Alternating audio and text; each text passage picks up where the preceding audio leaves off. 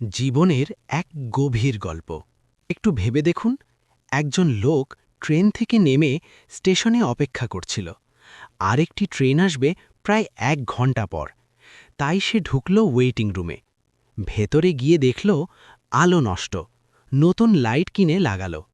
মেঝে নোংরা, ঝাড়ু কিনে পরিষ্কার করল। চেয়ার ভাঙা, নতুন সুন্দর চেয়ার কিনে আনল। এমনকি রুম সাজানোর জিনিসও কিনে ফেলল। সব ঠিকঠাক করে এখন সে ক্লান্ত। নিজের কেনা চেয়ারে বসতে যাবে, ঠিক তখনই ট্রেনের হর্ন বেজে উঠল।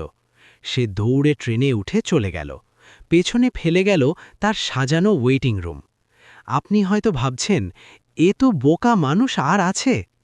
কিন্তু সত্যিটা হলো, ওই লোকটা আপনি, আমি, আমরা সবাই। এই দুনিয়াতে আমাদের আশা খুব অল্প সময়ের জন্য। প্রথম ট্রেন জন্ম, দ্বিতীয় ট্রেন মৃত্যু। রুম আর দুনিয়ার জীবন এক অস্থায়ী ওয়েটিং। আমরা এই সামান্য সময়ের জায়গাটাকে এমনভাবে সাজাতে ব্যস্ত যেন আমরা কখনোই চলে যাব না, কিন্তু একদিন সব ছেড়ে আমাদের উঠতেই হবে সেই শেষ ট্রেনে।